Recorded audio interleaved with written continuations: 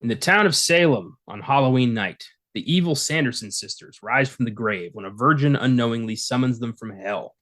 With only one night of life, the three witches plan to suck the life force out of every child in town, and only two teenagers, a little girl, and a talking cat stand in their way. In the 1993 Halloween cult classic, Hocus Pocus. I'm Connor Eyzaguirre, Caleb Boucher. and this is Filmgazm.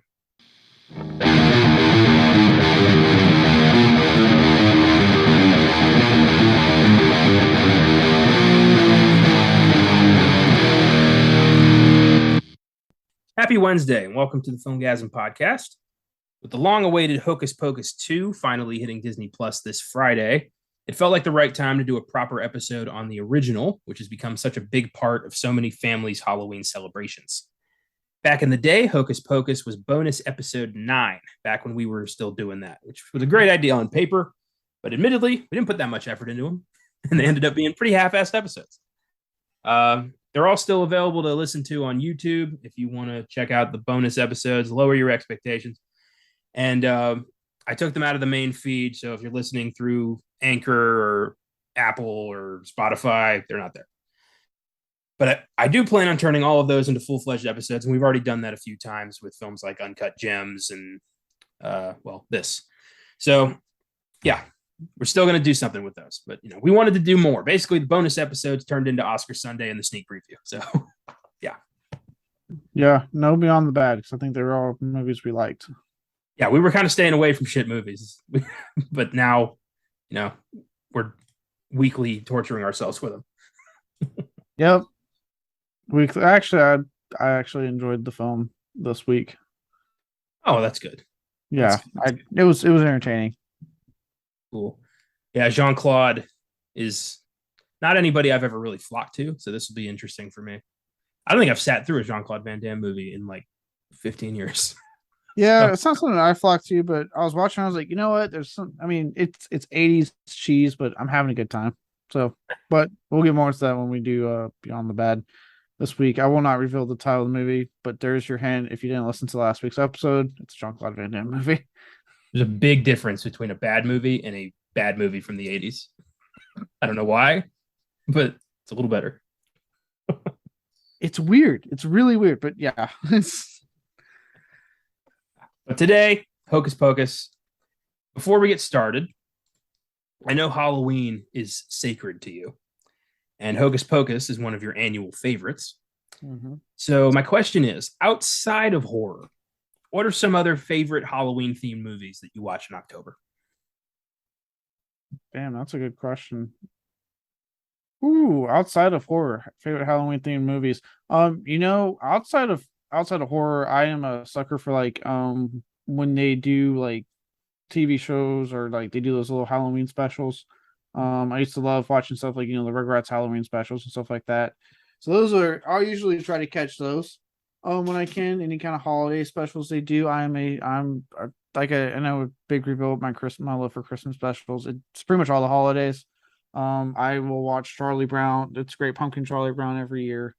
Um, Obviously Scooby Doo is a big thing for me. I like trying to watch as much Scooby Doo during October as I can. I actually just picked up the Blu-ray of the original series, so Nice.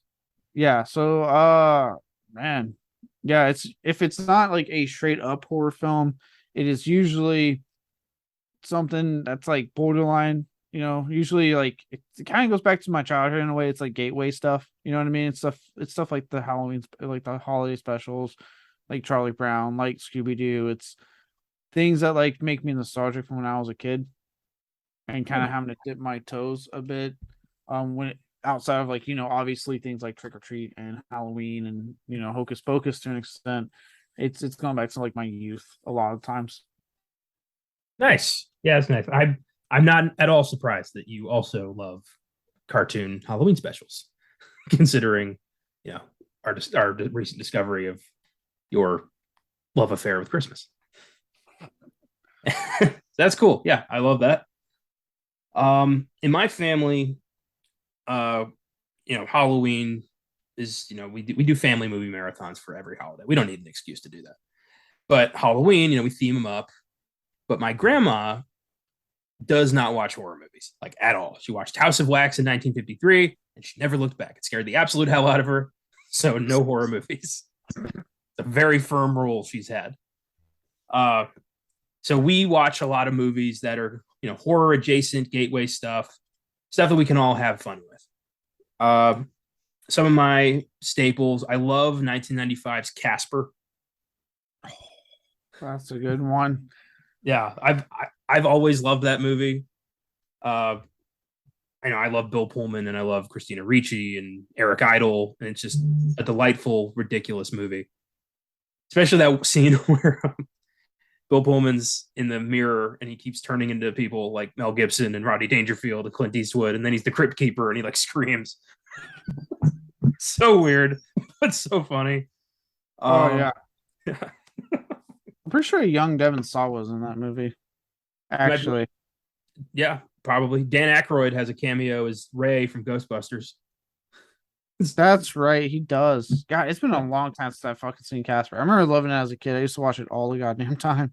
They're trying to get the ghost out of this mansion, and they call a priest, doesn't work. They call a rabbi, doesn't work. So they call the Ghostbusters, and Ray comes running out of the house, and he goes, "Who are you gonna call? Someone else," and takes off. It's hilarious that he did that. Oh my god. So that's a favorite. Obviously, The Nightmare Before Christmas. That's a big one. That's always been a favorite. That movie gets more impressive every time I watch it. Just what they were able to pull off with that. Yeah, Nightmare Before Christmas is actually really good. I actually watched that for the first time in like college. It's been like it evaded my childhood, and I watched it and I was like, oh my god, this is good. And what's funny is that I actually really like that company that does that stuff, like and that director. Because another one thing about that thing about animated, especially a favorite of mine's been Monster House for years. I fucking love Monster House. Monster House is such an awesome movie. I love Monster House. Yeah, Monster House are great. I don't know if you've seen it, but Coraline's no one I really, really enjoy. I think it's actually from the same director as Nightmare Before Christmas. It's Coraline evaded me. I didn't see Coraline yet. Oh, it's good. It goes places. Yeah, it's weird. Like for some reason, man, if it's not like straight up horror, I go. It's like I know I'll be 30 by the end of this year, and I still find myself going back to stuff like that I kind of like really enjoyed. That it's more like you said, like the more family stuff I could watch around my family. You know what I mean? Yeah. So yeah, it's like that kind of stuff, like Monster House, things like that I just will gravitate towards and just gladly watch. A couple more films I want to shout out just because they mean a lot to my family and they might be listening, and I want them to have that we do that moment. My all-time favorite Halloween movie is Beetlejuice. Like that is my 100% favorite Halloween movie. I love that movie to death. It's so ridiculous, so over the top, and it is so much fun. You could put a lot of early Tim Burton up there. My personal favorite is actually Sleepy Hollow. I fucking adore Sleepy Hollow a lot. I know that's definitely a lot more horror than anything, but I fucking goddamn. I saw that like when I was young. My aunt was into it, and she was like, "Hey, you want to watch Sleepy Hollow?" And I was like, "Sure." With Beetlejuice, like anytime I can get an F-bomb in a PG movie and Michael Keaton grabbing his crotch like a maniac, like I'm watching a good movie. I forget that they let that slide. I was like, "Holy shit!" Yeah, nice fucking model. Like every time, I'm surprised it's there. Yeah, it takes me back. You know what's one I just remembered? You remember when Disney Channel did original movies? I recall that vaguely. Yes. Yes. You know the Halloween Town movies? I do remember the Halloween Town movies. I watched all of them as a kid. Like I tuned in every single year as a kid to Halloween Town. I love Halloween Town. I I liked them a lot as a kid. I watched the first two. I never saw the other two. But I watched the first one last year and I was like, what is this? It's so bad as an adult. Like it is so cheap. As a kid, you're okay with that, but as a grown up, you're like, I couldn't finish it. I stopped. Admittedly, I haven't gone back because I don't want nostalgia to get ruined. It was ruined for me. I was like, what is this nightmare? But yeah, I remember watching those as a kid. I love those movies. The first two Halloween Towns were really good. I remember like waiting to watch them on Disney Channel when they came on like the week of Halloween. I remember waiting for that and like, it's almost on. Like those were the days. Oh god, yeah. You gotta wait for it on cable. uh the movie that my family always is kind of like movies kind of represented my family for Halloween for so many years has been 1998's Practical Magic. More of a romance movie, but very much, a fun fantasy witchy movie. Practical Magic? Yeah, my mom used to like it when I was a kid. Yeah. It's a good movie and it's sweet and has, murder and a ghost and some scary shit sometimes. It's when you're not just dealing with a ghost, you're dealing with a ghost of a goddamn serial rapist. I mean, that's some hardcore shit. But it's also got that sisterhood thing and Stevie Nicks and just a 90s vibe that just my family's always adored. So I like Practical Magic. It's a sweet movie. Okay. I haven't really actually watched it myself, so I don't have much to say on Practical Magic. But I know a lot of people that like it. It's not really feel like it's not really your kind of thing, although Nicole Kidman is super hot in it, so that might help. That and I do find Sandra Bullock very hot, so it's kind of a There you go. win for me there.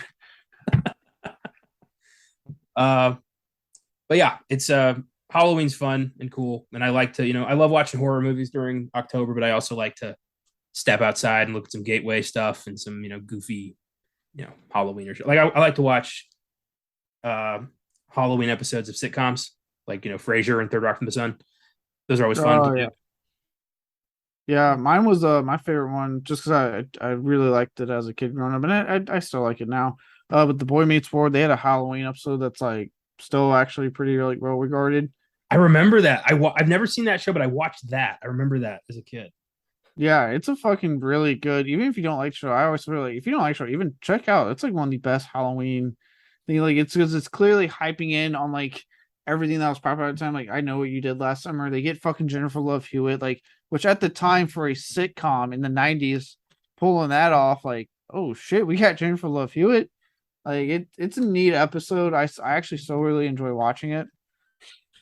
Wasn't there a kid who gets killed with a pencil to the forehead? Yeah, yeah. Yeah, I There's like remember all as a kid thinking like, this is a lot. yeah, there's like all these stats, and they make a South Park reference. Like one guy's like, "Oh my god, you killed Kenny!" Jesus, they were really pulling out all the stops for that. Yeah, it's like an impressive, in my opinion, impressive feat of sitcom entertainment. So yeah, I do. Yeah, I'm with you. I like going back watching the sitcoms, the cartoon specials. I think it's for me, right? Like as much as I love watching, obviously, like there's so many horror films I like watching during the year. For me, what I like about a lot of the gateway films, like Halloween Town when I was a kid, Monster House, Casper, Beetlejuice, things like this, is that they have a tendency, probably more than a lot of the horror films do, and that's not me making a slight on horror, is that they tend to do what I really like, which they evoke the spirit of the season. I'm not like spirit as in ghost, but like the spirit of the season. And that is something that like I really that extra stuff makes me happy because I like, especially like watching obviously certain horror films during the year. I like having that. It's why Trick or Treat has one of the main reasons Trick or Treat, for example, has warmed its way into my heart, because I think I said it when back when we were doing the write-ins, if we went on the episode, but it evokes this, it evokes the spirit of the holiday so much. So much I can't fucking wait to go see that goddamn movie on the big screen next week. I'm keeping track of that shit. God, I cannot wait to finally sit on the big screen in October. Oh yes. But yeah, I like what Gateway, they tend to embrace everything about the holiday, while also obviously trying to deliver fright for the whole family. Yeah, I agree. And Hocus Pocus might be the kind of definitive like movie of that kind of spirit. It's, Halloween for everybody. It's creepy kind of. Kids love it. There's some grown-up jokes that are great. Yeah, it's pretty well-rounded, great movie. Yeah, it was fun. Yeah. So Like, let's talk. I mean, I'm about to say the fact that even like the MCU this year is like getting in on the Halloween spirit with their like own horror special, like Werewolf by Night. It's like it's awesome for me, right? It's like, oh hey, even the MCU's like, let's have fun. We got this NC Plus thing. Let's do something that kind of embraces the spirit. You know what I mean? It's nice. And then we get something for Christmas with Guardians of the Galaxy. Whenever they decide to show footage of that. Yeah, that we're back to the as close to the variety special as we can get these days. Uh, Hocus Pocus was the brainchild of producer David Kirshner, who came up with the idea when he was sitting outside with his daughter and a black cat walked past them. That's the whole story. Isn't it crazy where inspiration can strike? You're just outside with your kid, black cat walks past you, all of a sudden you're like, you have this like brain blast moment, and suddenly Hocus Pocus. It always makes me think of the Family Guy episode that had Stephen King get hit by a car and he wrote like a whole novel flying in the air. Yeah. Sometimes it is just like that. It's like, this would be a good idea for a story. And then you just make sure you don't forget it. And who knows if that's the one that's going to change your life. So with that, he imagined a story. It was like, what if that cat used to be a person? And what if a witch? No, 2, 3 witches turned him into a cat. And his daughter's probably like, what are you talking about, Daddy? He's like, we're just sitting on the porch, Dad. I'm making money. Shut up. You like this house we live in? Shut your mouth. Black cats and witches pay for this house. So Kirshner brought in horror legend Mick Garris to pen the screenplay, which was bought by Disney in 1984, and then was then titled Disney's Halloween House, which is odd because I think I wonder if it was called that before Disney bought it. That was like an enticement. It's like, what the fuck title is that? I think about, I found out that on the X-Files, Fox Mulder, the main character of the film or the show, he was called Fox because they were trying to sell this thing to the Fox network. Oh my God. I'm not kidding. That really is. Like, he could have been, fucking, NBC Mulder. But Fox bought it, so they kept it. But yeah, I wonder if, we throw Disney on this, maybe they'll think they already own it. Oh God, how the times have changed with that, based off what I've heard about Disney's approach to Barbarian. Because if you guys are wondering, Barbarian was produced by Disney because this is part of their 20th Century Studio lineup. Oh, good. That means that crazy lady was a Disney princess. Yeah, and apparently Disney didn't bother him at all when he made it. He talked about that. That's good. Yeah, they let him make his thing. They did the trailer, I found out. Fun fact, the trailer we all saw, that was Disney's trailer. With them putting like Deadpool and Logan on Disney Plus and branching out with 20th Century Studio, I wonder, like, when are we going to get that R-rated Disney movie? It's going to happen. Deadpool. Might not happen soon, but it will happen. I mean, we know Deadpool 3 is supposed to be rated R. And apparently Marvel Zombies is TVMA. Like, they're not going to... Nope. No Marvel stuff, no Star Wars. I want a straight up R-rated Disney movie. I don't know what you're talking about. Disney film? They clearly only have Star Wars and Marvel. What are you talking about? Walt Disney Studio presents some heinous shit. That's what I want. Oh, probably something anti-Semitic and we'll get buried forever. Ouch. Oof. Cutting to the bone there. Goddamn. You like that one? Ouch. Below the belt, man. Wow. I thought that was a pretty good one. Yeah, they've got their own heinous shit category that we don't get to see. But that said, all joking aside, I would be down to watch like an R-rated Disney movie. Not like, with like Buena Vista popping up before their 20th Century Studio or Marvel or Star Wars. Like, no, like hardcore, like Disney rated R. Yeah, that would be sweet. Probably would fuck with the bottom line, so that's why it hasn't happened. But we want it. Disney does not fuck with the bottom line. Nope, they do not. So Mick Garris's version of Disney's Halloween House, which is a terrible fucking title. Just want to throw that out there. Even if you knock Disney off, Halloween House is a terrible title. Yeah, I'm glad they changed it to Hocus Pocus, but go on. Yeah. The house is in this movie for about 5 minutes. Yeah, they're mostly running around the town of Salem, so Yeah, the house has fuck all to do with the movie. So Garrus's vision was way darker. No surprise there. And the protagonists were all 12-year-olds. So it was kids versus the witches. It's kind of cool, which looks like the new one's going to be for the most part. Yeah, and this one, I mean, they up the age of two of them, but they're still relative. I mean, they're teenagers. They're kids versus witches. They just looks like they up the age. Yeah, because you got to have, I don't know, seniority. There's got to be like the older brother thing. Yeah, It went through various rewrites to make it more comedic and family oriented, but it stayed on the shelf. They tried to partner with Amblin to get this thing off the ground, but Spielberg had a weird grudge against Disney at the time, where he saw them as Amblin's biggest competitor, and he said, "I will never, ever work with Disney on a project." And then, okay. like, it wouldn't take a few years later, he would work with Disney on a project. So that grudge didn't last very long. But weird that he even had it. Yeah, of all people, like what did Disney do to hurt you there, Steve? He just saw Disney and Amblin as competitors, and I guess Disney didn't. I mean, that's got to hurt when only one of you thinks you're in a rivalry. You're my mortar enemy. This is like, what the fuck are you talking about? Yeah, I, that's really funny. We're just trying to get this movie made. What are you going on about? Well, in 1992, Bette Midler found out about it, and she expressed interest. And when she got on board, production pretty much fell into place. Bette Midler was a big get.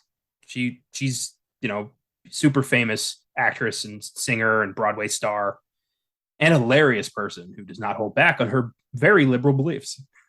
No, she does. No, she does not. I heard she I guess tweeted. I heard she did kind of tweet something that's kind of become controversial. I guess this past week. Oh fuck. Yeah, it had to do with comparing something to Islam, or it was weird. It wasn't. It wasn't the best. Hocus Pocus 2 comes out, she does that. Yeah, I looked at it and I was like, well, maybe they're overblowing it. And then I looked at the tweet, I was like, ooh, that's not the best thing to put right before your movie comes out. I was like, not something I would have done. All right. I'm looking. I see from July 6th. Nothing recent. Maybe they hasn't picked up traction yet. But fuck. Bet. Stop it. I'm just gonna say right now, and this is no offense to obviously people of an older age. Just stop voicing opinion. Really, to anyone, just stop being the need to voice your opinion so aggressively on social media. It only leads to fucking backlash. Just shut the hell up. We don't need it. I thought you were just gonna stop with old people. Stop voicing your opinion. I'm like, wow, hot take. No one cares what you have to say, old people. You're dying. I'm kidding. Fuck, you were just on fire tonight. I have to be on the defensive because of what comes out. We're recording on a Monday, so it comes out tomorrow. We'll be out when this episode releases, and how the internet will be at that time. Yeah. Luck. I'm sending all my luck to Bob Zombie. I hope he pulls this off. Yes. No, yeah, just because of what I know was about to happen in this week on the online discourse. Yeah, just stop being so strongly opinionated online with your opinion. At the end of the day, no one cares, and it's just going to lead to backlash. So, Bette Midler, just please stop. Just the movie comes out in a week. Just stop. Well, when she got on board, everything was like, okay, now we got a name, so let's do this. And the part of Winifred Sanderson was actually written for Cloris Leachman, but she passed on it. Couldn't find out why. Probably just didn't want it. I mean, they looked at Bette Midler because all three of the ladies, her and Kathy Najimy and Sarah Jessica Parker, are wonderful in these roles. So I mean, they looked out, and Bette Midler, I mean, she fucking commits in this movie. Yeah, she's gone on record multiple times saying this is the most fun she ever had making a movie.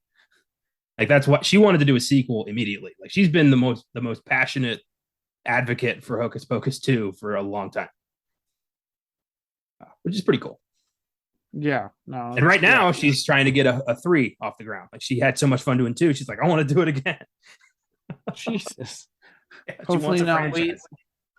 Hopefully not wait like in our, 10, 20, however long it's been, couple years. I think it's been over 20. It's been over, yeah, it's been almost 30. 29. 29 years. Yep. Hopefully not wait that long. I don't think Bette Miller can make it in her almost 30 years on this earth. He's 76 right now. So if it's another 30 years, 100-year-old Bette Midler is going to be doing it.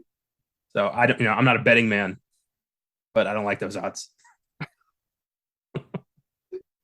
The role of Max Dennison, Hollywood, was offered to Leonardo DiCaprio, who passed in favor of What's Eating Gilbert Grape, which earned him an Oscar nomination and effectively started his career in Hollywood. So smart move, Leo.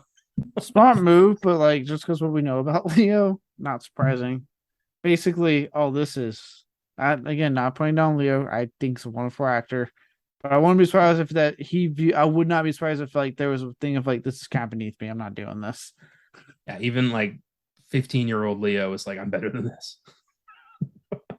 Which says a lot. I mean, it's not like he's wrong. He's made some insanely good career choices his entire career. Yeah. Again, it's not. I'm not trying to put down Leo. I know that has been the fucking thing to do in with his personal life the past like couple of weeks. Not putting him down. I think he's made wonderful career choices. Love a lot of his movies. I'm saying I would not be surprised if that was his thought process. Well, I wonder if, because Gilbert Grape's kind of like the defining movie where people were like, oh, who's this kid?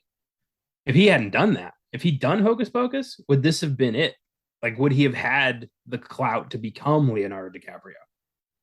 Or would he just been like a Disney Channel original movie kid? I wonder about that. Yeah, it's an interesting what-if, because would he have been able to survive the horrendous release schedule of this movie? I mean, I looked up Omri Katz, who ended up playing Max Dennison, and he never really did much after this. Yeah, he stopped acting. He did something else. I think he's like, I don't know what he does. He doesn't act. I know he's coming back to a convention somewhere for this movie, and like an in-person thing to like talk about it. So, yeah, I know that Allison was in the Hills Have Eyes remake. Yes, Vanessa Shaw. Yeah. Really weird when for those who have seen the remake, it's something to watch that, and you watch her in this, and you're like, oh god, thank God she's in something so innocent and sweet. Because, woo, yeah, boy, does she go through a horrific scene in The Hills Have Eyes. Great movie. I fucking love the remake of Hills Have Eyes, but she is in a very horrific scene. Yeah, and then Thora Birch would grow up to have a pretty decent career. She'd be in a critical darling 1-2 punch with American Beauty and Ghost World. And yeah, so everyone kind of. She was on The Walking Dead for a bit. Who was she in The Walking Dead? Someone. Okay. Do you know I've like half paid attention for the past like 2 or 3 seasons? On a 10-season run, the amount of random ass characters that have shown up with no introduction and then never been seen again, I'm not going to remember. I know she's on it. I know she is introduced and she is killed off at some point in the show, and I forget everything about her. I just remember she was on it. Walking Dead is the dinner party guest that won't get the fuck out. Dude, you put away everything. Everyone else is gone. They're still just hanging out eating pie. Of all the shows that are coming back, right, for the Halloween season, like I'm looking forward to Chucky season 2. I cannot fucking wait for Chucky season 2. I'm looking forward to Werewolf by Night. I'm looking forward to Mike Flanagan's new show, The Midnight Club. I'm looking forward to stuff. And then there's The Walking Dead coming out with part 3 of 3 of the final season. And all I think is like, dear God, finally, the last 8 episodes. Let's just watch this and get a conclusion and move the fuck on. Why is it so afraid to end? Just end. Why this like 1 of 3, 2 of 3 bullshit? Just give us the episode so we can collectively stop talking about you. Oh, I used to love this show. Now I'm just like, I don't even watch it anymore, but I want it gone. Yeah, it's I much prefer now. I much prefer Greg Nicotero. I love what he does with the zombies on the show, but I much prefer his work on Creepshow currently because I have liked every single season of Creepshow. I was very happy to finally hear Shudder renew it for season 4. I think season they would be on. That's good. Well, yeah, and we got certain hot button issues. Whenever the name comes up, it's going to turn into a tirade. Walking Dead is one of those. It is, and guess what, guys?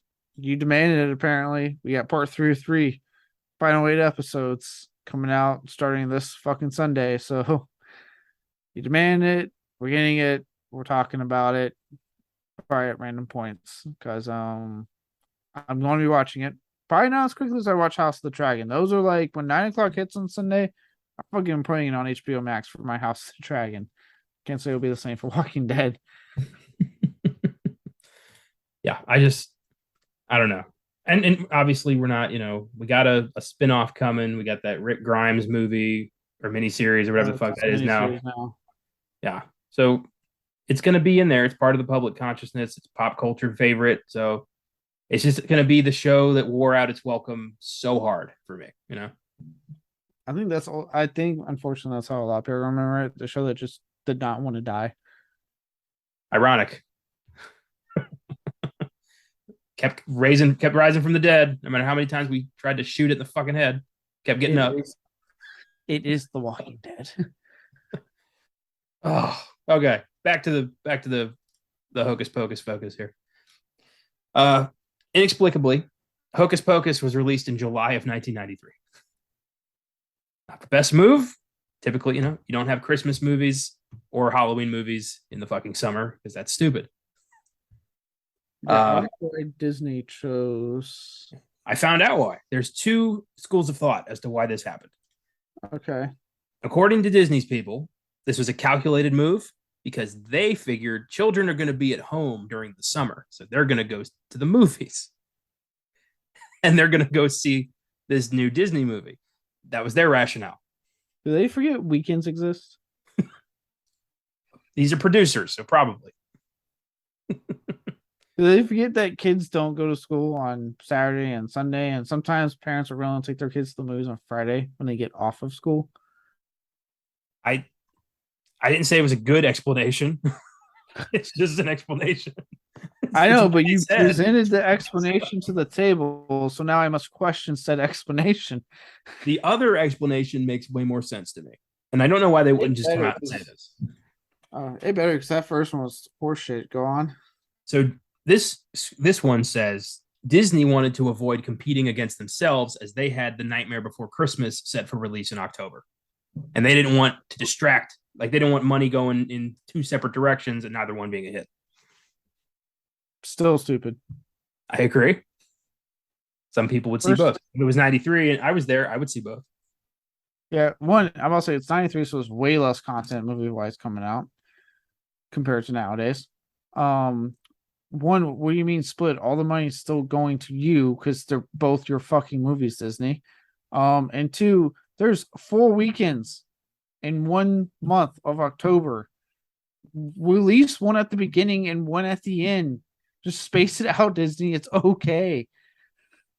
They're both terrible explanations. And thankfully, they didn't do it again since the second one's coming out mid-harvest. But that's what happened. Yeah. That is incredible. I know, right? I've always wondered, like, why July? Really? And now I know why, and I'm not satisfied. Yeah, I'm not satisfied either. That's like if as funny as I'm not, like, obviously now with so much content, we get horror films in general just throughout the year.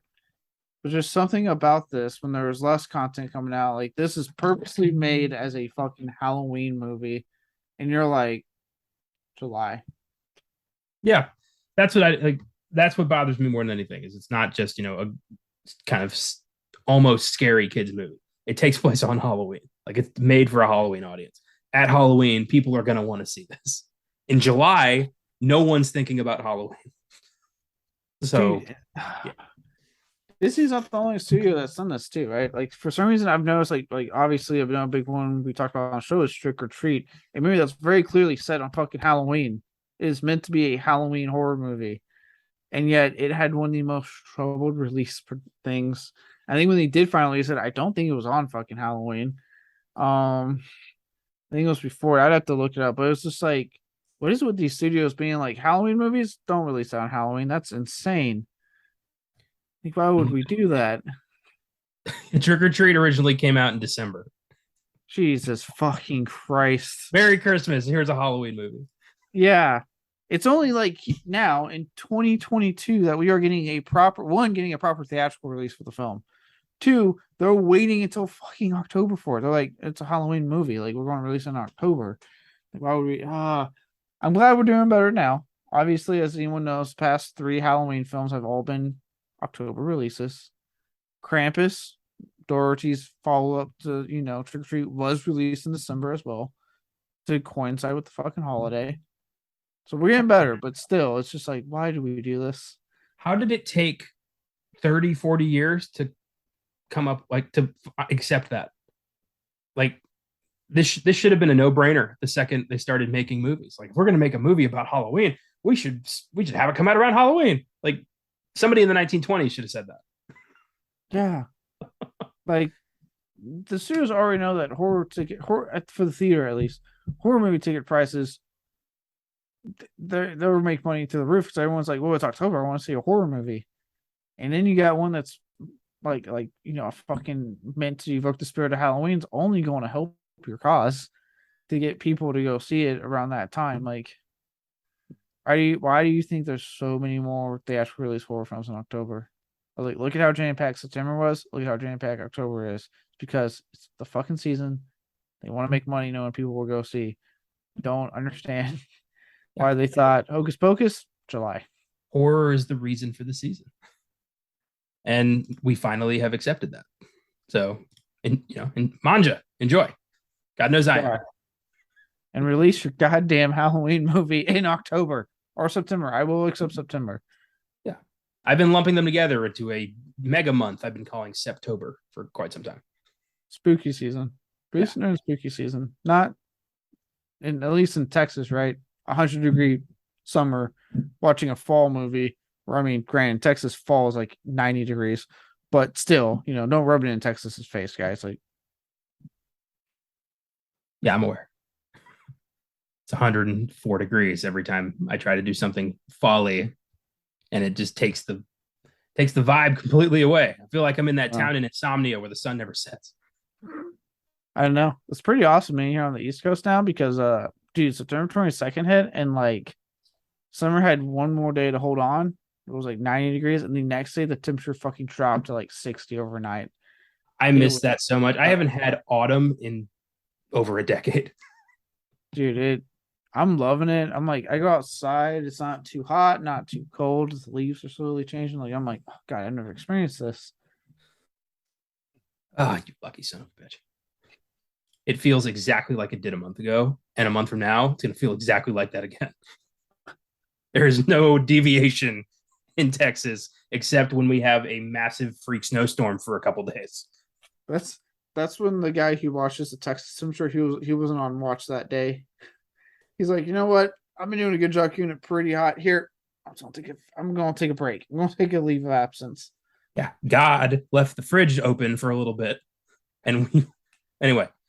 I love the visual of like someone walking to me like, where's the fridge? Oh my God! Look at Texas. Close it. Yeah. What did we do? Some dumbass angel in the break room left it open. But the weather here is insane, and I miss the fall weather so much. I love the tranquility of it. Hocus Pocus has an IMDb score of 6.9, Rotten Tomatoes score of 39%. Critics hated this. People love it, but critics hated it. This is the critics' consensus on Rotten Tomatoes. Harmlessly hokey, yet never much more than mediocre. Hocus Pocus is a muddled, family-friendly effort that fails to live up to the talents of its impressive cast. And might add a hearty fuck you to Rotten Tomatoes. And, to keep the spirit of Josh alive on this podcast. He's not dead. Weird phrasing, but continue. I haven't seen him in months. He's dead to me. My friend hasn't been in this apartment for months. I'm moving on. You like declaring him dead and then him coming back and being super pissed at you. He just comes in. I'm moving his shit out of his room. Yeah. Like, well, I haven't seen you, so explain that. I try. Oh, you're alive. Like, we talked yesterday, asshole. You picked me up.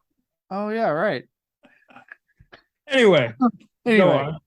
but I say that because as we know, for those who forgot, he hasn't been on here in a while. I've been doing the Navy thing. For those who don't know, he despises everything that Rotten Tomatoes stands for. Yeah, that's not a surprise. And if anything, to help channel him a bit, this just further proves, in all fairness, the stupidity of Rotten Tomatoes that a film like this has a fucking, you said 38? 39. Oh, ooh, a 39% to sit there and be like, oh, it's mediocre. It's not that good. Shove it, critics. Fucking shove it. I'm so sorry you can't have some jolly good fucking fall cheer watching this movie. Well, it's rocking a 71% audience score. So I even like that it seems low better, to me. but I was like, that needs to be higher. That needs to be in the 90s. As far as I'm concerned, it needs to be in the 90s. Yeah, 39% though. Who watched like as a critic and just watched this and thought like this is not a proper Halloween movie. It's I want mediocre. to know. I want to know if you hurt them. I want to hold up like the teddy bear, like, tell me the scary man touched you. I always picture Anton Ego from Ratatouille, the guy who's just I don't like food, I love it. Like that guy. That's who I picture all of these guys being. Just this angry, old, friendless asshole who has a brief moment of like, mom's favorite meal when they see a I good don't. movie. I don't watch cinema. I am cinema. If I don't love it, I don't finish the movie. God. They exist. You know they exist. Oh, they're about to exist tomorrow. Oh, they're going to exist tomorrow, or again when this comes out. They are existing. Yeah. I'm, those floodgates are going to be brutal. Oh, We're going to see. Yeah. For those who don't know what we're talking about, the monsters. Okay, the fucking monsters. I texted Connor.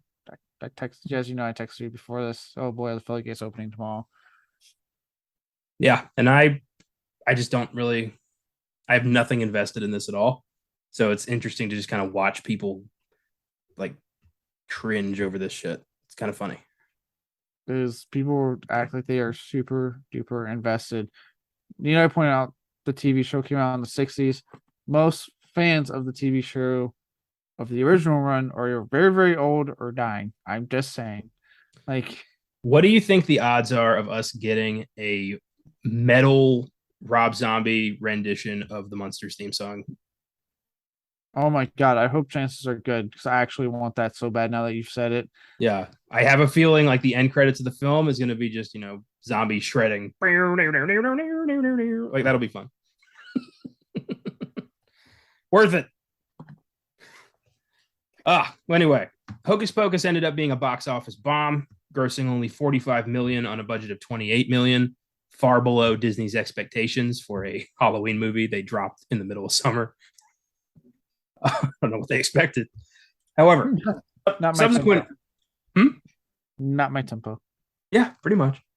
That's Disney in that moment. Not my tempo. Little more up. So, a little less. I imagine somebody got fired after pleading with Disney, like, please release it in October. And then they don't. And they're like, why wasn't it a hit, Scott? Why wasn't it a hit? We put money on that. That's $20 million, Scott. Because you keep saying Scott, I'm thinking of that scene in Austin Powers when he's just like, you just don't get it. That's a Disney executive right there. Someone like Scott, it's just being like, why don't we just release it in October? You just don't get it, Scotty. You just don't get it. Yeah, I always wonder, like, if somebody did lose their job and then this ended up being a huge hit with people and became a Halloween classic and it was re-released on Blu-ray and like it's got body now, how pissed are they? How remarkably pissed are they? I mean, Mike Garris, who wrote this, is very happy with the film's place in American, pop culture now. That's good. He's an interesting guy. Yes. I like Mick Harris. So I like Mike Garris a lot. Yeah. I love his podcast, Postmortem. For those who are wondering, you want to check out something a little different. It's pretty cool. He interviews people in the industry, so it's nice. It's like every other week's people in the industry, and then every other week is now a thing what they call AMA, Ask Make Anything. So it's he answers fan questions that his producer, Joe Russo, collects via social media and ask. Sweet. Yeah, check that out. Hocus Pocus could have disappeared completely from public consciousness. This could be some, hard to find movie on tape somewhere in some used bookstore. However, thanks to subsequent airings on the Disney Channel and ABC Family, which is now Freeform, the film got a lot more attention and it quickly became a Halloween favorite and a cult classic. Belated sequel is set for this Friday. So thank God for the Disney Channel. It saved this movie. There's actually quite a bit of like family films that have survived that way. Willy Wonka, it almost disappeared, but thanks to syndicate viewings on TV, it became huge, and it's now considered what it is today. Yeah, same thing happened to It's a Wonderful Life. That movie did not it got some award attention, but it didn't make a lot of money in theaters. And what happened was somebody forgot to trademark it, so it was free public domain. So every channel would play it at Christmas. So everybody watched it at Christmas, regardless of what channel you had or were watching. So it became it became the Christmas movie because of that. So yeah, sometimes TV is good. Wow. Well, I understand the sweetness in that for that movie. It almost sounds like a cult-like thing. Like all the TV networks were just like, you will fucking like this movie because it's the only thing we're putting on. Well, it was just cheap. Like you didn't have to pay for it. You could just take it and put it on and get some people to watch it. Like it's awesome. America loved its TV. America still loves its TV. Yes, indeed. Yes, indeed. Funny how things, back in the 50s, people were like, television, that's a terrible idea. Why would I watch TV at home when I can go to the pictures every day? Sometimes America's thought process on stuff like, why would I want this TV to be successful when I can go constantly pay money and leave my house, my home where I'm comfortable, and go to see a movie if it's playing near me? I'm like, yeah, just think about what you just said and how inconvenient that sounds compared to just watching TV in your home. Same with streaming. When like Netflix went to go talk to Blockbuster about like, hey, do you want us to buy it or something like that? They were going to enter a deal to save Blockbuster, and Blockbuster, who by the way, again for Blockbuster, you had to go to the store, hope they had the movie you want, rent it, and then worry about late fees if you forgot to return it after the week was over. Netflix was saying, you stay home, you put movies in a list, we'll ship those movies to you. You just pick the plan that you want on how many movies at a time, and best part, no late fees. That sounds insanely better to any person with a brain, but somehow, again, humans being humans, Blockbuster went, that's stupid. You don't know. We're not entering a deal with you. People have proven time and time again that they are afraid of change, regardless of how positive that change may be. I mean, when VHS came out, Spielberg was like, that's a fad. No one's gonna buy a movie for them to watch on a tiny screen when they can go to the pictures. Right. No one always comes back to going to the pictures. No one wants to rewatch a favorite film of them. There's over and over and over. That's silly. They can just keep paying money to go see it at the theater. I mean, granted, when tapes first came out, they were like $100 to $200 a pop. Like the VHS tapes were pricey. So I get why some people will be like, no one's going to do that. But rich people did. Yeah, again, supply and demand, And then that's where the video stores helped out a lot because you could just go rent stuff for a lot cheaper. And that was the video rental market was a huge boon for that, and people convincing people. Well, every time it gets, a little different. Like when DVD came out, people were like, well, what is this? It's not a tape. Like you could, what's so better about this disc that is super fast and convenient, and you don't have to rewind it. And then when Yeah. Blu-ray came out, they're like, "What? How is it any different from DVD?" And Why would I want my stuff in more HD quality? Jesus Christ. I don't want to see it more clear. streaming comes out, like, "Oh, look at all this buffering! Like they don't even have everything I want to watch every time, Yeah. every single time." Yeah, it's so funny to me. Even I think the only time I've seen it not be like that is like the whole thing with music. Like that's been the one thing people have just been so ready to just be like, no, give us the streaming. We don't want to buy CDs. Give it to us. Come on, give it.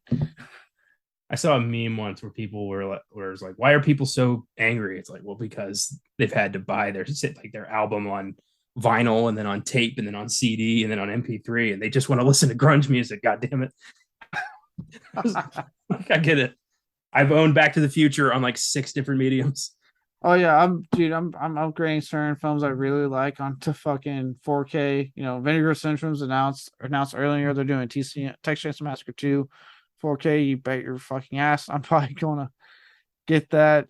Yeah, no, I get it, but again, it's just it's funny the change thing. Like when people are like, "Why?" Yeah, that was a big thing. I remember that first with people. Some people are like, "Why would I want to stream anything?" And I hit play and it just plays. That's silly. I'm like, what part of that is silly?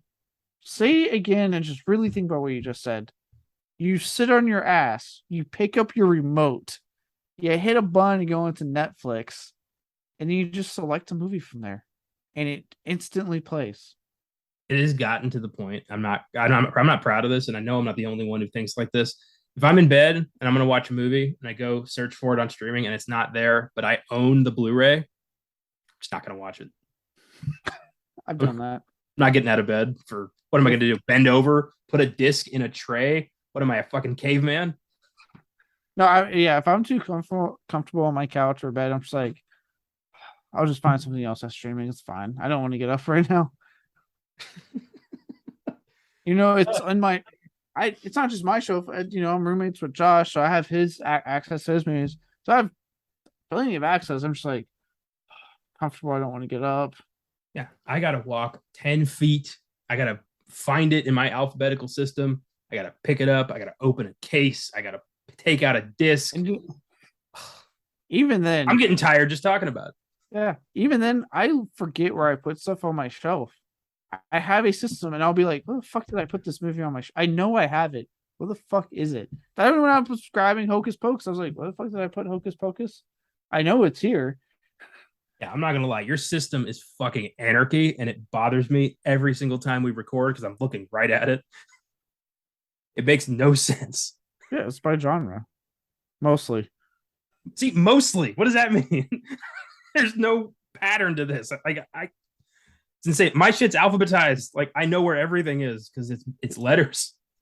But yours is like what? Yeah, and it works. Yours is crazy OCD that just scares me. It's the alphabet. You do what a serial killer does. I want to alphabetize everything. So you have a crazy, known only to you method that makes no sense to anybody else. If anybody's a serial killer, it's you. No, if anything, I'm a genius because only I understand the method, no one else, and I do not bother to explain it to other people because it's very vague descriptions. God, you loony. All right, let's talk Hocus Pocus. This movie, I feel like we've gone off track quite a lot here, but you know what? That's what we do. This movie opens pretty fucking grisly. A child is murdered, and the witches who killed her are hanged. That's the opening of our kids' movie. That's pretty aggressive. This movie has so much like adult shit thrown into it that I'm always surprised when I watch it. Between like the hanging of the witches, how aggressively horny Sarah Jessica Parker's character is throughout the movie. She is, if it's not like her trying to eat children, she's like a man, and it slides past her as a kid, but you get over and go like, oh yeah. Her like preferred method of like torturing these boys are like hang them on a hook and let me play with them. Like she's really, yeah, she's horny. Yeah, like it as a kid, you're like, oh, that sounds awful. And then you get her, you're like, oh, but then it's like me personally, I'm like, this is the only film I personally ever found her attractive in. Not trying to hate on Sarah Jessica Parker. So then there's a part of me that's just like, I kind of let's see how this plays out. I'd be one of the guys like, you know what? Let's see how it plays out. This may not be that bad, guys. You two stay out of this. Oh my God. Okay, I'm moving Oh, past that one. nope, no, no, Yes. Yes. no, no. Oh, all right. So Also, Thackeray, who when I was a kid thought was named Zachary and nobody could say it right. oh, real quick, I was also gonna say the amount of times they say virgin in this movie. Holy shit! Well, it's important. Like, I know, but again, as a kid, you're like, boo, and then you get older and you're like, oh yeah, wow. They say, wow, virgin, quite a bit. Wow, in a Disney movie. Okay, this is one of the few times where I've seen the Virgin actually be a dude, which is refreshing. Like, yeah, and we've seen what movies do when they make females virgins. It's almost like, wow, that's how you view any woman that hasn't had sex, Hollywood. Hollywood. We'll get to that. Yeah, just saying, it's pay attention. It's kind of like, okay, Hollywood. Oh, right. So Thackeray doesn't save his sister. It's emotional. He doesn't really react to it that much, which was weird. But Zachary, not Zachary. Oh, Thackeray. It doesn't feel right, you know? Feels like I'm insulting somebody.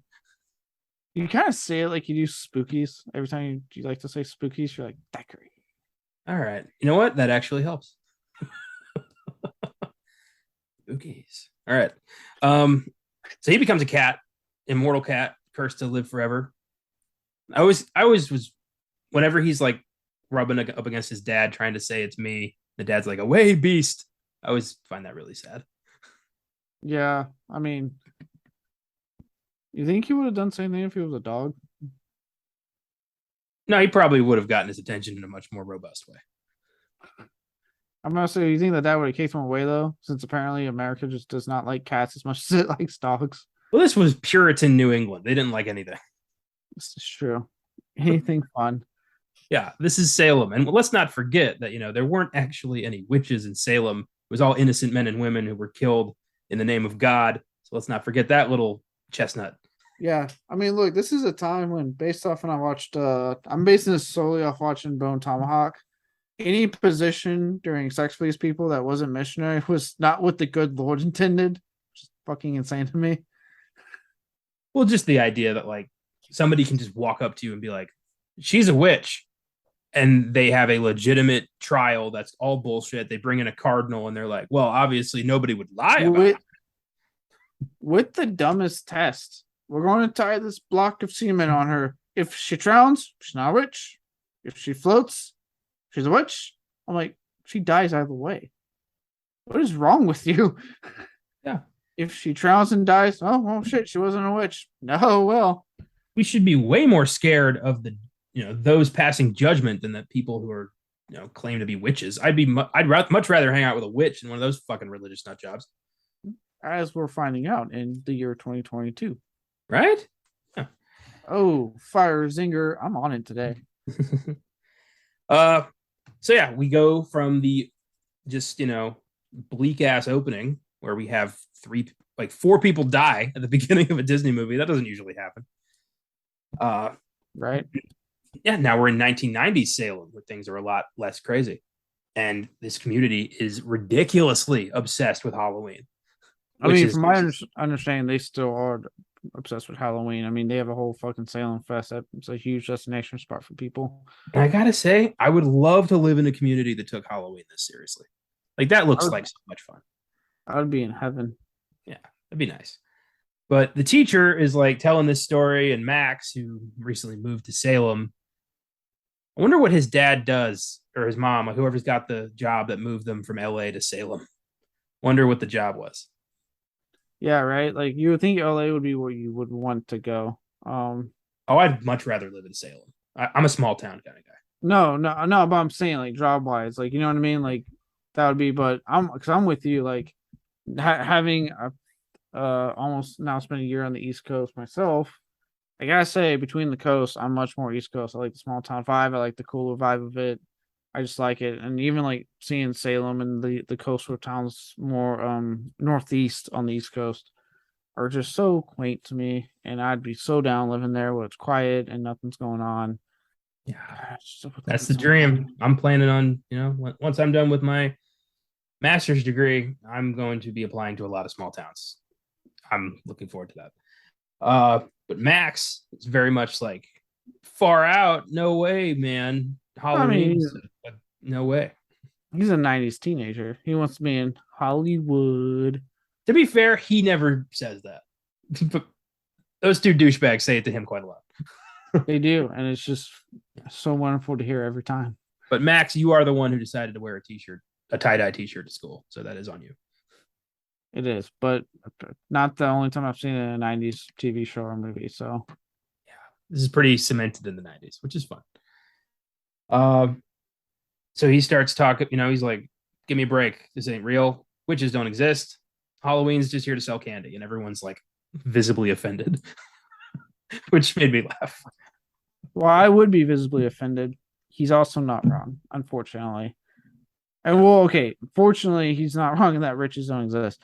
Unfortunately, he is not wrong in that, yes, Halloween, America being America, it's just a means to make a shit ton of money off the selling of candy.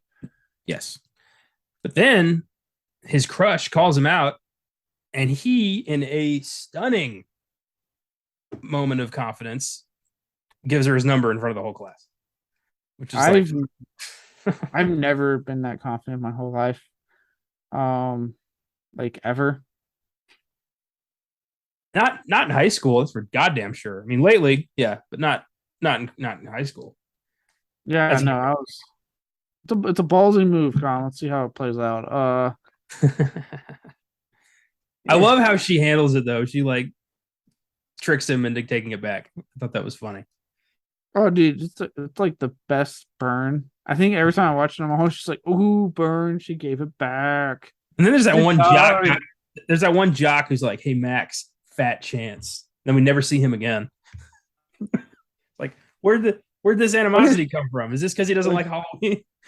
What if like there was more to that character, but like the actor they just weren't happy with, so they're like, oh, let's cut out his lines. I like to imagine that like Max was totally fine in the school. He was popular, he was cool, and then he didn't like Halloween, and he immediately dropped to the bottom of the totem pole. Like he fucked himself that day. Look, I'm just saying, if I was the mayor of the town, it'd be a fucking demand that you like Halloween. God damn it! That starts a whole new witch trials. They start burning people at the stake who don't like Halloween. Yeah, basically, look, man, you'll know if I'm in charge of the town. All right. Jesus. On that haunting note, Yeah. Max goes home, takes a path through the graveyard where apparently these two idiots are just waiting for somebody to show up. yeah, and again, me being me, I would never wait in a fucking graveyard. I'm way too superstitious like that. Nope, not happening. Do you ever see anybody in a graveyard when there's not like a funeral happening? I've never seen people just hanging around in a graveyard. The most I've seen outside of funerals is people that go visit, Oh yeah, really I'm talking people who are just hardcore. like get a 6-pack, pick a grave, and just hang out. No, but if horror movies taught me anything, people hang out at graveyards, they party at graveyards, and they fuck at graveyards, and they dance nude at graveyards. And yes, that last one was a Return of the Living Dead reference. That's a great way to really piss off some spirits. Just fuck on their grave. I was gonna say dancing. I was like, you did not see Linnea Quigley doing her thing. If I was spirit, I'd be completely content. I did see.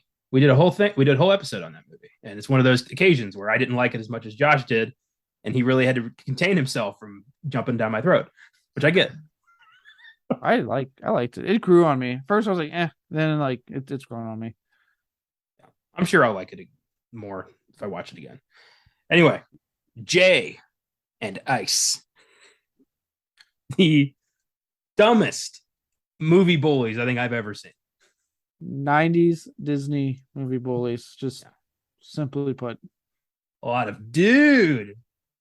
tubular, far out, like just oh my god, yeah. I love when Max tells them he's from Los Angeles and they don't get it, and then he's like L.A. and they're like, oh, fucking morons. Uh, How do yeah, you Ice has his name carved in the back of his head, like his haircut. So Yeah, how fucking much did stupid. that cost him? Holy shit. I think Jay did it. He just made him do it. They did a pretty damn good job. I'll give him some credit. I love his. He's like, look, my name's not Ernie anymore. It's Ice. Like he's trying to reinvent himself. Yeah. I told you it's nice. And they steal his shoes. I feel like Max could have taken them. Probably. There's one thing I've learned. Those bullies weren't the most threatening I've seen in film. They're not Stephen King bullies. Isn't that weird though? Stephen King's bullies are hardcore sadists. Like that's great. Like Ace Merrill and the kid from the Bowers from It. Like they're fucking monsters. It makes you wonder what happened to him as a child. Like, Right? what Like they're happened not to you? bullies so much as they are just like murderers in training. Yeah, especially if you like you read the books and not just watch the movies, right? Read the books and he's giving you like the detailed thought descriptions of these characters. You're like, Jesus Christ, man! Like, what is with these bullies? Yeah. I mean, I was, you know, I didn't when I read Christine, I wasn't expecting the bully in that to be so hardcore, aggressive, monster, evil fuckhead. It's just his go-to. Anyway, uh they take his shoes, he bikes home, goes home, meets his parents, who clearly have a favorite child. And It's it's not not Max. Max. I mean, they don't even really talk to him that much. Except for that one time where dad's like, so what are you supposed to be, Max? Like with that tone. Yeah. And even then, when he comes in, they point out, oh, he doesn't have any shoes. Instead of being concerned about why his probably more likely expensive pair of shoes went, it's just, oh, I guess it's just some phase. I'm like, how about you question why he doesn't have his shoes anymore? He left the house with shoes. He came back with none. I would have some questions. There is a story there. You should find out what it is. Um, well, I also thought it was weird when he comes home and they're like, "How was school?" And he goes, "It sucked." And dad's like, "Whoa, whoa, whoa! Watch your language." Like, I don't want to live in a house where I can't say "sucked." Like, that's not a bad word. If you can say it on the Disney Channel, it's not a bad word. Whoa, son. Let's not draw any correlations to what your mom may have done with me last night. Okay, that's a bad word. Oh my lord! That's the only reason it would be bad is because I guess that's what they do a lot in private. Did you ever see the movie Earth Girls Are Easy? No. It's a ridiculous 80s movie with Jeff Goldblum, Jim Carrey, and Damon Wayans play aliens who crash land in like California, and Gina Davis is like trying to hide them, but she falls in love with Jeff Goldblum. Anyway, her husband is Charles Rocket, the guy who plays the dad in this, and he's cheating on her. And he's a doctor, and she catches him cheating because he walks into his mistress's bedroom. Oh, and like, here comes Dr. Love. And it's so stupid, but so funny. And that whole bit you just did made me think of that. God damn it. Yeah, Charles Rocket. I always thought he was funny. You know, he's the bad guy in Dumb and Dumber. And I always thought he was funny. I always really hated what happened to him. Yeah, who would cheat on Gina Davis? God, she was. I wonder that in movies, like people who have like tight relationships with really hot people and then they sleep around. It's like, are you just absolutely like stupid or are you evil? Like, why are you doing this? Yeah, like Gina Davis was fucking, in my opinion, very hot when she was younger. It's like, why, no, why? Yeah, it's a funny movie. You should check it out. It was really funny. Yeah, and Mom is I believe that's John Candy's wife in The Great Outdoors, which was a really funny movie. Anyway, Max goes upstairs, starts fantasizing about Allison with a pillow, which is pretty creepy. And her Danny's just watching this happen. So if she hadn't waited, I mean, if she like, you know, had waited and hung out there, she might have seen something she didn't want to see. Can you imagine, like, she's getting ready to pop out, things escalate, obviously, and a room that he thinks he's alone in, and then she's just sitting there horrified, like, Halloween was nearly ruined because she almost popped out when he was popping out, and that would have been just horrible. Yeah, that's right. Think about that for a second, Caleb. Anyway, Max hates Halloween, clearly, for some reason, probably because his whole class, like, basically just turned their back on him because he doesn't like Halloween. I don't know where this animosity for Halloween comes from. Like I don't think it's never explained. It's just like he hates Halloween. I'm like, why would you have to be like that, bro? Like if I was in that town, yeah. I feel the same. I'd be like, hey, fuck you. We love Halloween here. Some guy in like did some hippie in LA give him like a vegan candy bar once and it just ruined his whole time? What if because what if because he hates Halloween, everyone just does the fucking invasion of the body snatchers thing to him when he gets near them? They just point and like make a thing like go away. I'm just picturing like just like hissing every time he goes close to somebody, and they're just like, yeah, he's just like, all right, thanks, thank you. Just turns him into like the town asshole. Yes, I get it. I hate Halloween. Y'all don't. Okay, cool. So he has to take Danny trick or treating and runs into Jay and Ice, who were just smashing pumpkins because it's the '90s and smashing pumpkins was all the rage. Well, what I like about this is that they're like right in front of a house in the neighborhood. You tell me not a single parent's seen this and been like, "Hey, cut it out." If they're doing it on someone's property, like that person hasn't come out and said anything. A, there's no way that they brought their own pumpkin, and B, it's a crowd of like 20 people. Like somebody is seeing this happen. Oh yeah, and the only one with any balls to say anything is Danny. Yes, because look, I'm just saying, if that was my property, I'm going to say something first, and if you don't want to listen, I'm going to do it. I'm going to be that adult. I'm calling the fucking cops. All right, hey, I warned you, get the fuck off my property and leave my shit alone. I would love somebody that hardcore just showed up in the middle of this, started yelling expletives at these guys, and then we just continued on in the movie like nothing ever happened. Right. I will say real quick before we go further with this, of all the various films and TV, especially the Disney template for shows and movies, I to this day really do like Danny and Max's relationship, like brother sister relationship. I think it's actually a very solid one, which usually, and well, we talked about sitcoms earlier when we were talking about Halloween specials. So they're kind of the biggest ones to do this. But to an extent, I do kind of get tired of the constant, like, let's have a bickering sibling or the bickering husband and wife for comedy. Ha ha ha. Isn't it funny? And it's like, at first it was. And now I'm tired of it because guess what? It's actually kind of nice seeing a loving, actual relationship on screen. Kind of refreshing. Well, to be fair, before like George Carlin and Sam Kinison and those guys like came onto the scene, like the bulk of comedy was "I hate my wife" jokes. So I get where that comes from. I don't know why they did that. Maybe marry somebody you love, not somebody you can't stand being around. That's on you, not society. But yeah, we get a little bit of the bickering, why are you in my life bullshit. But then we also get the I gotta protect you stuff. So it seems realistic. Yeah, I think that's why I like it so much. It seems like a very realistic. We're like, yeah, obviously they're going to get annoyed. I'm not saying that, especially when I say I get kind of tired of it. I'm not saying like I need the opposite end, that especially when they're a perfect happy couple or happy brother sister. But give me something realistic. Like, yeah, they get annoyed with each other, but you can tell that they still love each other. Yeah. So like, what I mean? Like, I know because you're watching it. As much as I love that '70s show, Fred cracks me up. At no point do I ever feel like he really loves Eric in 8 seasons of that show. He tolerates that kid. He makes it very clear that he doesn't. Like there was one I just watched one where Kitty's doing a crossword puzzle and she's like, I need a 4-letter word for disappointment. And Red just goes, Eric. Like right in front of him. And she's like, oh, it fits. It's such a great show, man. I love that 70s show. It's a great. I'm just saying. You're totally right. It is an overblown, out of proportion, weird relationship that is built on genuine dislike.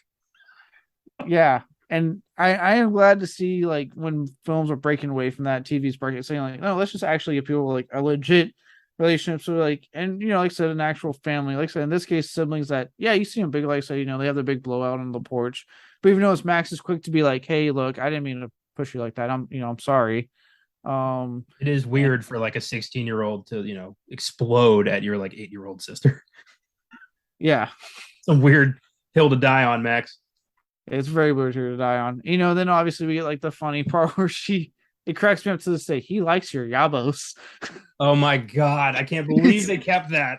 in a Disney movie. Like, hey, my brother loves your tits. Like, wow. Yeah, this one gets away with a lot.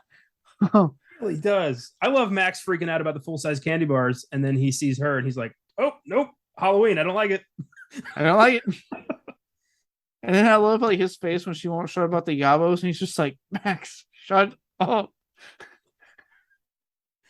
Yeah, it's like maybe don't yell at me on the porch next year, bitch. Yeah, but then I love again the whole like, come on, just do this for me, Danny. She's just like, next year we have to be Peter Pan and Wendy with the tights. Like again, it's just that brotherly, that brother sister relationship that feels realistic and authentic. Here's the thing, though. Do you think after all the shit they went through in this movie, she still held him to that? God no. I hope she did. I hope that like the next Halloween she cashes in that chip, and it's like we promised.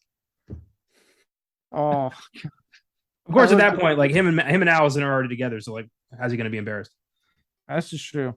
That's why, like, to an extent, I am disappointed that these three aren't coming back like at all for the sequel, because I would have loved to see like them now. But hey, we got this first film with them, so I'll take what I can get. Maybe we'll get a fleeting cameo of one of them. Maybe Thora Birch is like running the house now, or she works there to make sure like maybe she's the new like Thackeray and is like guarding that place, because that's what I would do. Right. Yeah. It would be cool to see one of them just pop up in cameo, but I don't even see that happening. Yeah, damn shame. Well, we are getting 4 returning cast members, so I'll take that. Oh yeah, we getting plenty returning cast members.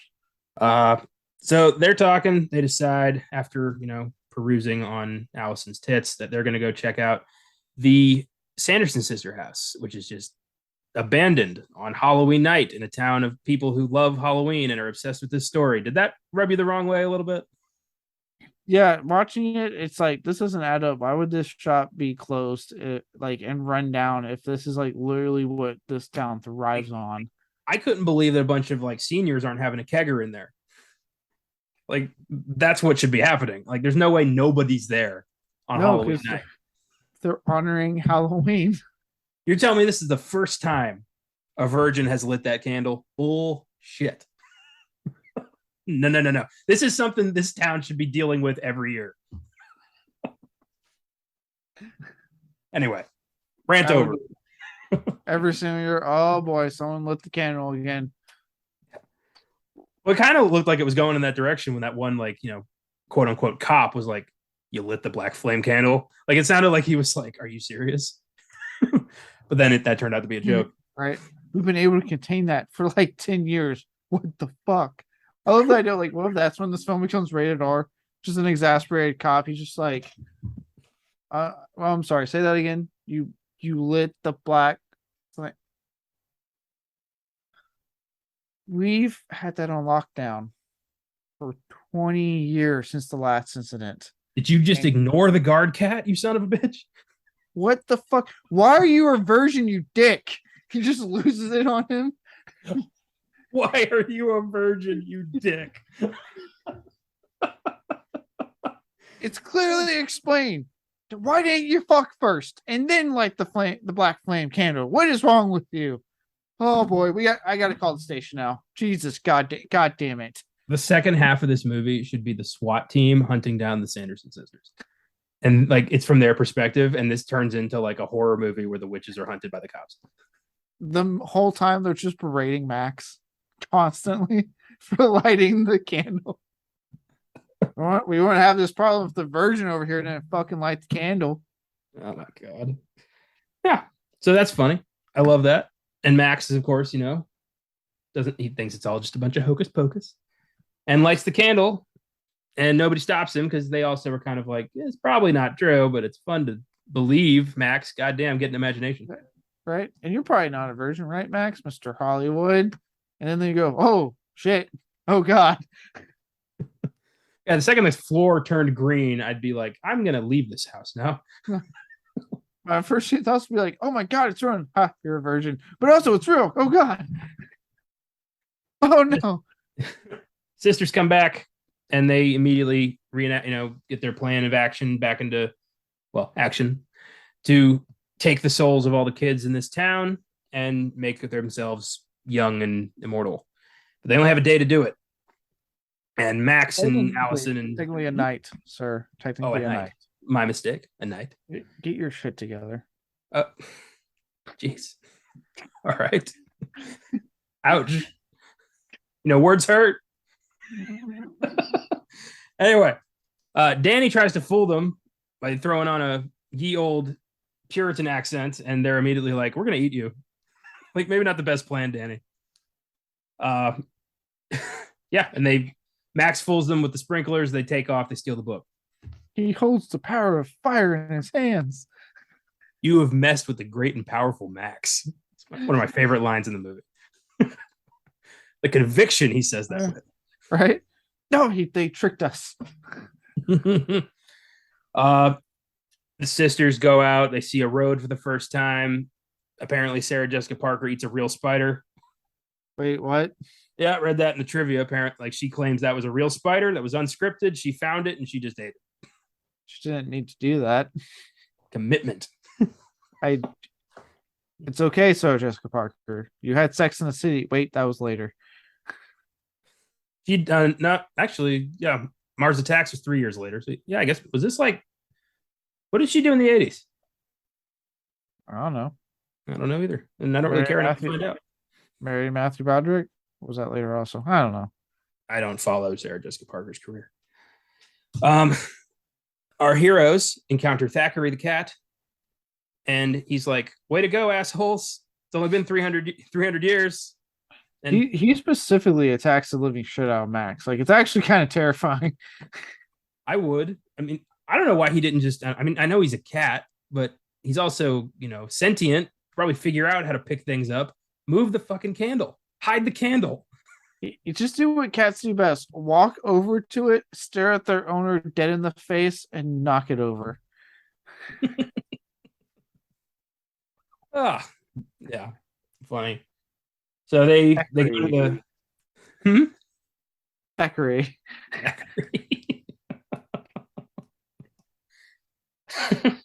Knocks it over, Thackeray out, and then just leaves. Why didn't he say something before they lit the candle? Like, "Hey, I'm a talking cat. Don't do that. And by the way, me talking proves this is all real, so don't light the fucking candle." And please, if you are going to light it and not heed my warnings, please don't be a virgin. In fact, I can see a way where you can take care of that right now. Danny and I will wait outside.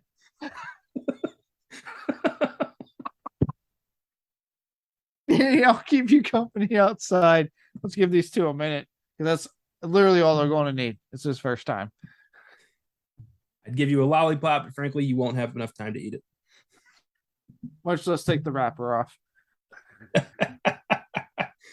All right, so they go to the graveyard because witches can't go there. They can't set foot on hallowed ground. And we meet the grave of Billy Butcherson, not played by Carl Urban. That's a different Billy Butcher. And that's all they're saying. A much more foul-mouthed Billy Butcher. One Disney would not approve of. Nope. This Billy was Winifred's lover who fucked her sister. So Winifred poisoned him, and he's pretty resentful. The sister specifically being Sarah Jessica Parker, because as we kind of established in the movie, there's a reason she's the most quote unquote attractive witch. She is literally the one to lure people in there. Yeah, she's the seductress. Yes. Not really sure what Mary's function is in all this, but I'm sure she has one. Well, she has that thing where she can sniff kids out. There it is. She's the sniffer, which is not the greatest gig, but whatever. Winifred's the actual witch here, and Sarah Jessica Parker lures. So well-oiled machine. I mean, they've killed successfully one child with this. What happens one next? Sniffs. One can take dick, which I don't know how. I say one sniffs, one can take dick, which I don't know how that relates to children, but superpowers are superpowers. I mean, hey, if you got it, flaunt it. I mean, if you can fuck bus drivers, enjoy. That guy was horny as hell. The guy who, like they're like, we desire children, and he's like, well, it might take me a while, but I can pull that off. Like, is this a Disney movie? Are we sure this is a Disney movie? It's a Disney movie. Also, there's no woman hot enough that if that's the first thing she said to me, I was like, I desire child, I'd be like, I just closed the door, I'd be like, not what I'm looking for. Well, I feel like I don't want to disparage bus drivers, but when you're a bus driver, I feel like you're looking for some adventure. So I don't think you care. And if you want out of that, you got a bus. Drive away. And just keep going. Anyway. I love the scene with Gary and Penny Marshall where they think they've encountered Satan. Oh, dude, it's a wonderful scene. And to me, what makes it so funny is that, in real life, they're brother and sister. The movie paints them as like a very bitter. Again, I know I just said I really like the realistic brother sister relationship, but I like it in this regard because they are real life brother and sister, having them be a very like bitter old couple. It's funny. I like how she is just so fed up immediately. She is like my spirit animal. I'd be like, why are there 3 people in my house? Why? What? Get them the fuck out. Yeah. I love that she keeps giving them sarcastic shit to what they're saying. We'll be younger in the morning. And she's like, yeah, sure, me too. And just, yeah, I love when she throws candy bars at them. And just, yeah, it's all well done. And Gary Marshall I've always thought they were both hilarious. Yeah, well done. Yeah, it's a great scene. Again, Penny Marshall, a spirit animal. 3 people randomly end up in my house because my room like, okay, whoa. You guys need to get out. I am sitting here watching my TV, and now you are destroying that with just having your presence here. I don't like people anyway. Get out. Just leave. You get the vibe that he brings home a lot of random women to like hang out. Like this does not like she did not have the vibe of like, what is my husband doing? It was a vibe of like, what is my husband doing again? She does this a lot, I feel. If anything, she was impressed with the number. She was like 3 this time. Jesus Christ. Something about that Satan tail, man. Gets the ladies revving their engines. I love the scene with the fake cop. That always makes me laugh. That dude commits. Yeah, I would probably do something like that myself. I love that guy. Like he could have easily been like, I'm not a cop. He's like, in an instant went, oh, they think I'm a cop. Okay, yeah, I'll sell this. Well, I think if they'd been in actual danger, he would have been like, well, I'm not a cop, but I'll find you. Like I can help you. But when they started talking about witches, he's like, I'm gonna see how this plays out. Well, I love he pulls the like, I put my life on the line for this town. Like that always so over the top. It's great. Yeah, and then as soon as he leaves, I love that like his girlfriend whoever comes out and he's like, they thought I was a cop. I do like how he almost breaks. He almost breaks when he looks at him and he goes, you're a virgin? Yeah, I'll get it plastered on my forehead next time. Like he almost broke there. He almost broke. He was like, I'm like, dude, come on. What? There was that one scene also in the graveyard where Sarah was coming on to Max and Allison was like, "Hey, take a hike with a branch like he's mine." And I always think like, "Oh, she does care." Every time I watch that bit. Yes. She has it's crushed her mind. Aw. The virginity will not last after the credits roll because Disney's not showing that part of the love. It'll last. I think they'll last. You know why? Because trauma brings people together. They're gonna remember that time they stopped 3 witches. No, I meant like this virginity won't last. Oh no, that night, man. Like that morning, like they gotta get rid of this pent up energy somehow. You don't just go to sleep after that shit. Max just looking at Danny like, you need to go to the other room, like right fucking now, Danny. All right, I put my life out on the line for you all night. Leave now. Go play with the ghost. Go play with the ghost, Danny. You think he throws like in Allison's? You think he throws in like Allison's face sometimes? Like the witch almost wanted me. She almost had me. My God, I hope not. He's Max is kind of a dick. He might do that. I do feel like he learned a valuable lesson in this movie, though. Maybe. If Um, anything, I think the only thing he learns is that maybe not be a virgin anymore. Because apparently it leads to bad things in the night. there's too much magic shit connected to virgins, so yeah, maybe don't do that in Salem. Fuck your way through town. That's the method. That's the message here. Uh, we of course get the iconic "I put a spell on you" sequence where Bet gets to show why she's one of the most celebrated Broadway stars in history, and just So, hmm? I was say this scene is just wonderful. Like I look forward to this scene every single time I put the movie on.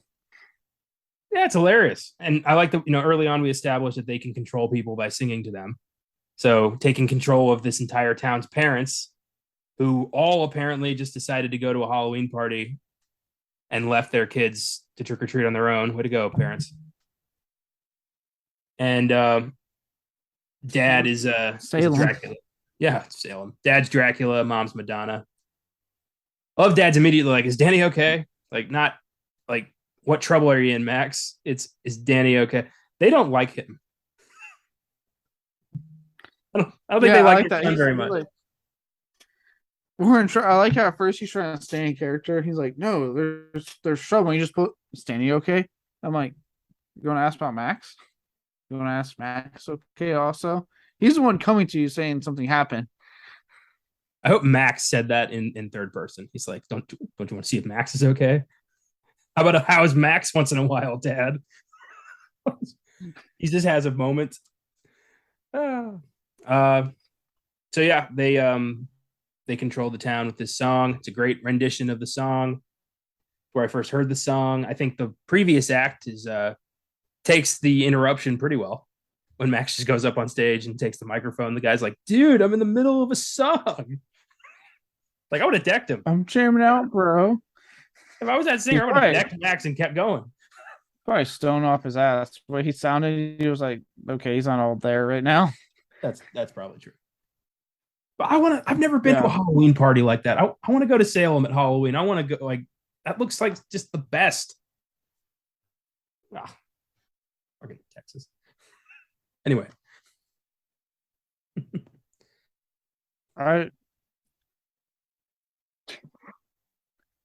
I've heard Salem. I mean, I know they do like Salem festivals like every Halloween. I heard they go all out, but also because it's such a destination, it can get pretty crowded there really quick. But I've heard good things. That is true. I didn't think about that. Bloody tourists.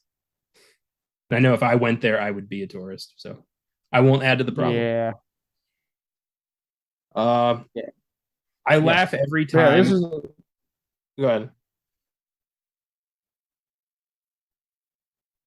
I was gonna say this is a great addition to the song. It, like I said, it's Bette Miller and Kathy and Jimmy and Sargent Parker also do great, but she is just selling the shit out of this scene. So it's like, this is my moment to shine more than I'm already shining in this movie. Yeah. And she, convinces everybody that there's no real threat here. It's all just a gag. Which is after that catchy tune, I'd believe her. But God, that was catchy. That was good. I love when they have to go back to the house to get more brooms and Kathy and Jimmy's riding a vacuum cleaner. That always gets me. They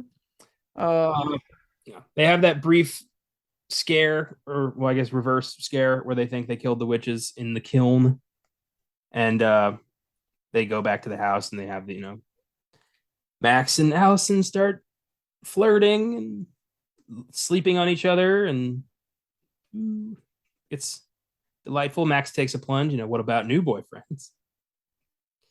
Like, coming on a little strong there, Max, but I admire it. He's a bold man. And again, it's Disney, so they just literally just sleep together. Can you imagine like the actual like R-rated version? It would have been like, all right, Danny's asleep, let's sneak off. Yeah. Well, they didn't kill the witches. They come back. they take Danny in the book. They're running out of time. We later find out Billy's on their side when he opens his mouth and is like, fuck all of y'all. You killed me. What do they expect? I always love that. It's one of my favorite. Yeah, I like how twists they in my were shocked and childhood. like, you killed the guy. Like, it's one of my favorite moments in my childhood watching movies. Like, oh my God, the zombie's a good guy. That's the first time I'd ever seen anything like that. Yeah, I love how Billy's helping, and we also during the segment we got another not talked about as much because obviously it's not as catchy, meant to be as catchy. But we got another great singing moment with Sarah Jessica Parker with the "Come all you children." Yeah. It's another great little creepy moment. Obviously, people don't talk about it as much compared to the whole like I put a spell on you. Um, but no, a good segment I think. Um, And then yeah, we get essentially this nice little graveyard climax. And yeah, we found out Billy's he's a good zombie. I like that when Max runs over and they're like, oh, he's like, no, he's a good zombie. Well, that's all it took. And all of a sudden, Danny's like, oh, he's going to be my best friend. She's like, hi, Billy. I always thought that was funny. She immediately walks up to him and is like, my buddy's going to be a zombie. Yeah, I like how Danny's like making friends with all the magical buddies. She's like, the cat, the zombie, friends. Well, yeah, if you're, a 7, 8-year-old girl and suddenly magic's real and there's a talking cat and a nice zombie, 100% I'm going to talk to them.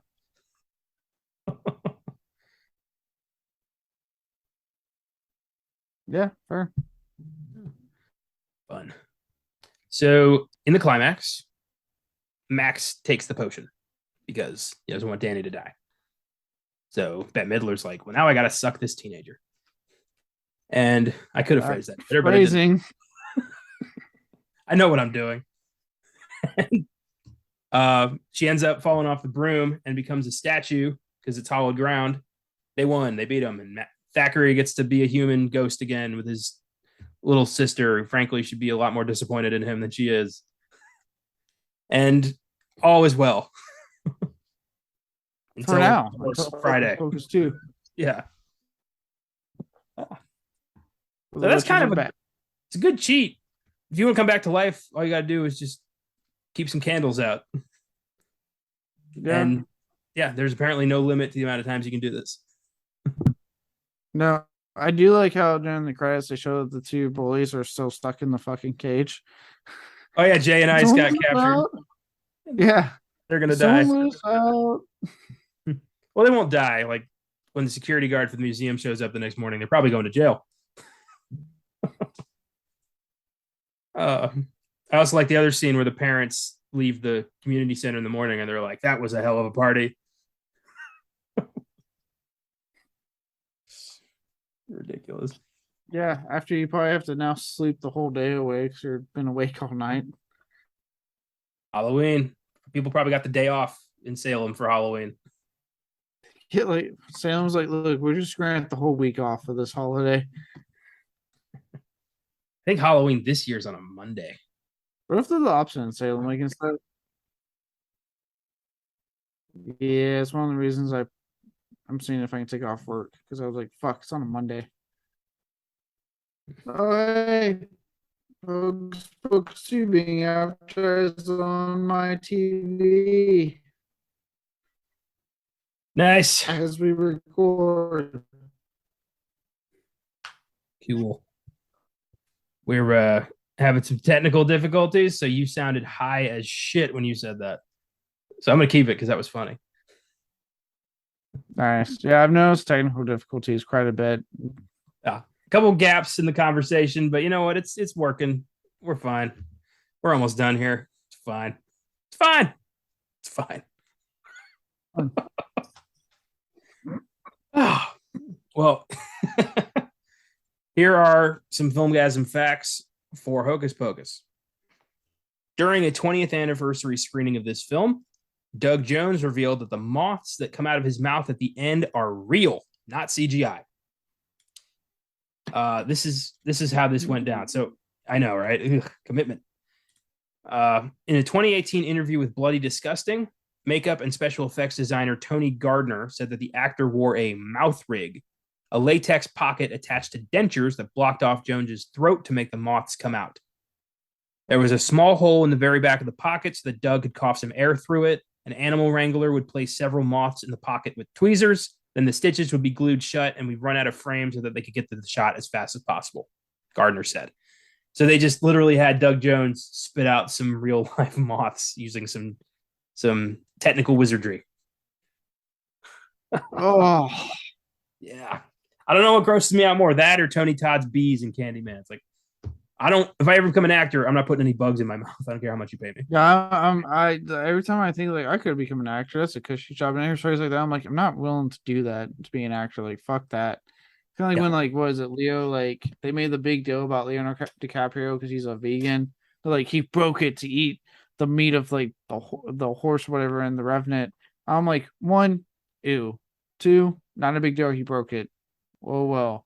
Three, he didn't have to break it because you could have gotten fake. Why did you need it to be real? I always wonder about that. Like, is this necessary? Like, couldn't Doug Jones just spat out some like paper and we would just think it was moths? Never necessary. I feel like it's just the one. Yeah. It's a weird decision. Yeah. Number 2, when Danny and Allison dance after burning the Sanderson sisters alive, the fountain in the background is the fountain from the opening credits of Friends. So, I don't watch Friends, but I'm sure somebody out there will be like, ooh, I can tell people that. Yeah, I've heard this one before. I think like the building itself, was actually the background of the Friends opening credits. Yeah. So, that's nice. And number 3, Sarah Jessica Parker plays a witch who was executed during the Salem witch trials. While researching her family history for the show Who Do You Think You Are, Parker was shocked to discover that her 10th great-grandmother, Esther Elwell, was actually arrested in Salem, Mass. In the late 1600s for committing sundry acts of witchcraft and choking a neighbor to death. Esther's case never went to court. She escaped with her life, and the accusation ended the Salem witch trials. Pretty cool. Yeah. Pretty cool. Better than when like most of the time celebrities are like when they get into these roles like this and they like for some reason act like they found like they find a minute detail about like their ancestors and they make it like kind of overblown. They're like, my ancestor was this, and I'm like, I don't give a fuck. But that's cooler than most. Oh, that's yeah. Well, some people are just like, excited to know this, the full scope of the story that led to them being here. And I get that, but other people take it too far. Or then you have Ben Affleck, who's like, don't you dare tell people that my ancestors owned slaves, you sons of bitches. But it gets ridiculous. Like I said, I'm not saying I'm downing anyone that wants to know like their lineage. It's just sometimes people act stupid. But I noticed that in like a lot of with almost anything in like celebrity culture, like was it there's this it has nothing to do with lineage, but like there's a song from this band from the UK called the band's called Bringing the Horizon, they're a metal band. And for one of the songs, I think they used like they some of the lyrics were like in like 2 words of the lyrics, just 2 words, were like in like French or something. And literally the band went on like this big like high horse moment of like, yeah, man, he our singer, he learned French for the song. It was really something special. And the whole time they're sitting there going, it's 2 fucking words. Shut up. It's not special. He learned 2 fucking words. Shut the fuck up. Everybody thinks they're special. I've always thought the show Who Do You Think You Are missed a golden opportunity to call themselves Who the Hell Do You Think You Are? Like, like the typical parent threat. Like they should have done that. Who the hell do you think you are? Every time my grandma watches a lot of that, and every time she's watching it, I always be like, "Who the hell do you think you are?" She chuckles.